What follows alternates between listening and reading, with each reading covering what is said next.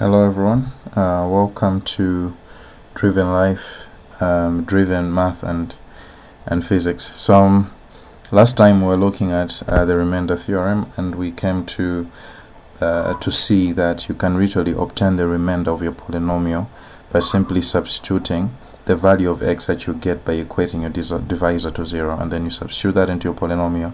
It ends up giving you the remainder that you would get if you actually did long division. So this time around, we're going to look at another theorem called the factor theorem.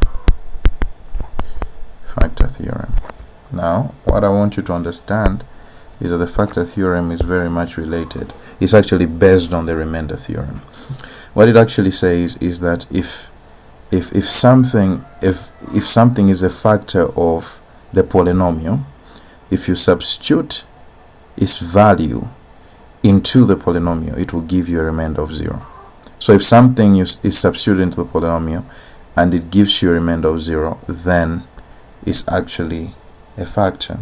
So if a function is substituted into the polynomial and gives you a remainder of 0, then it's actually a factor. So let's write it properly. If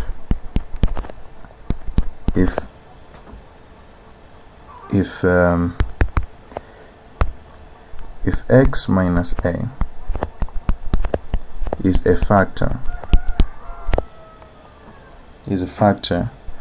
of a polynomial f of x, r, which is a remainder, will be 0.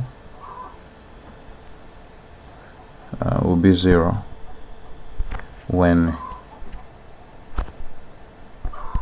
f of a is calculated. Okay, so remember, if x of a is a factor of f of x, okay, remember, if we're saying a factor, we mean that if we divide that one into the polynomial, it will give us a remainder of 0. Okay, so we're talking about the divisor into a polynomial. So if that divisor divides perfectly into the polynomial, then if we substituted x is equal to a into the polynomial, it will give us a remainder of 0. That's how we know that that divisor is actually a factor of that polynomial. Okay, every divisor that gives you a remainder of 0 is a factor of that polynomial. That's what they're saying here. Okay, or maybe an example will really help us understand it better. Okay, let's look at an example. E.g.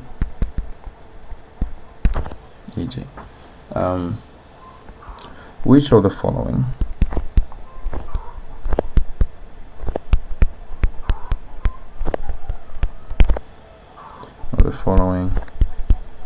are factors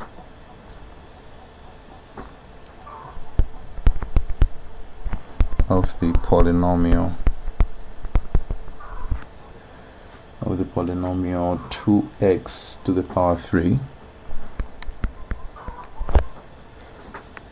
minus 3x squared minus 11x.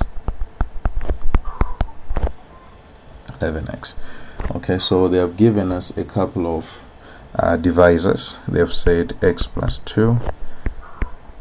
Which of the following is a factor? Okay, and then x, is it plus or minus 3? And then we have x, no, 2x. Let me write it properly. This is 3, and then we have 2x minus 1. Okay, so we have a various divisors, and they want us to determine which one will be the factor of this polynomial. So we have to know that the one which is a factor, if we substitute into the polynomial, it will give us a remainder of 0. So using the remainder theorem, we'll do the substitution, and if the remainder that we get is 0, we know that that particular divisor is a factor. That's all they're asking. Okay, now we'll start with the first one.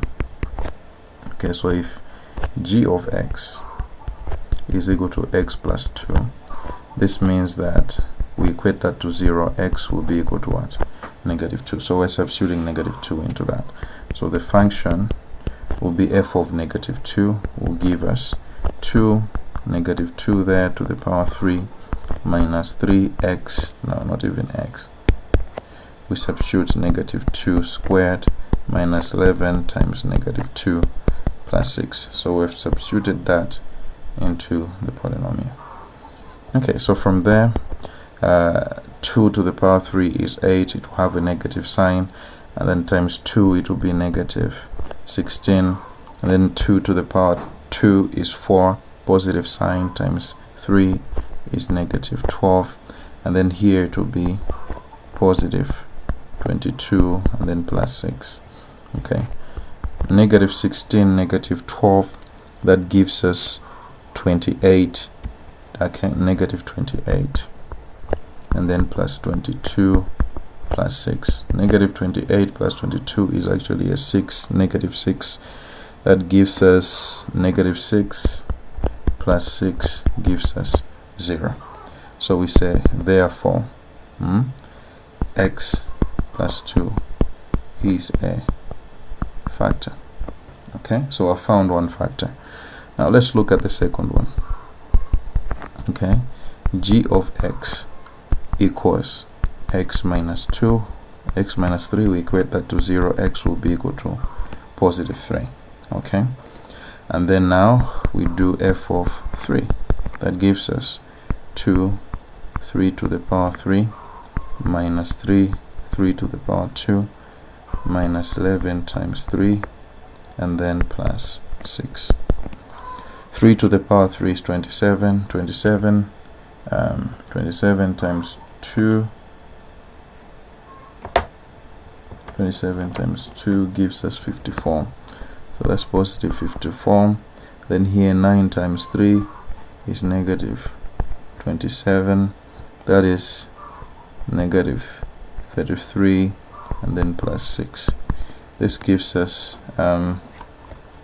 let's just do it quickly. Then answer minus 27 minus 33 plus 6 gives us a 0 as well. Okay, so this tells us that x minus 3 is a factor. Okay, that's all we're doing. If we get a remainder of 0, we're concluding that it's actually a factor. Okay, that's what we're doing. Now remember, we'll do the final one. Okay, so we'll say g of x, the function of x is 2x minus 1, gives us 0 here. Then it will be 2x is equal to positive 1, and then x will be equal to half. Okay, so we substitute that into our function. Half, it will be 2 times 1 over 2 to the power 3 minus 3 1 over 2 to the power 2 minus 11 times 1 over 2 plus 6. Okay, so that was 2 times 1 over 8. Okay, minus 3 times 1 over 4, and then minus 11 over 2. Okay, 11 over 2 plus 6. Okay, so when we do this, 2 into that is 4. 1 over 4 minus 3 over 4 minus 11 over 2 plus 6. Okay, so if we did the calculations there, it would end up giving us okay, let's just write it properly again. Gives us 1 over 4 minus 3 over 4 minus 11 over 2 plus 6. Okay, LCM there, 4, 1 minus 3 minus 22 plus 24. Okay, this gives us, this is negative 2, negative that. Okay, negative 2, negative 22, that gives us negative 24 plus 24 over 4, that gives us a 0. That means 2x minus 1 is a factor. This is what the factor theorem is all about. Okay, so any divisor that you use to substitute into a polynomial, if it gives you a remainder of 0, that divisor is a factor of that polynomial.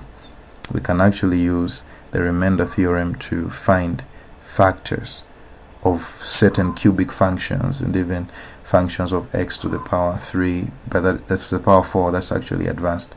But here we just go up to cubic functions where it's x to the power 3, and we can find factors for them and end up solving the equations actually. Okay, we can end up factorizing cubic functions using this method.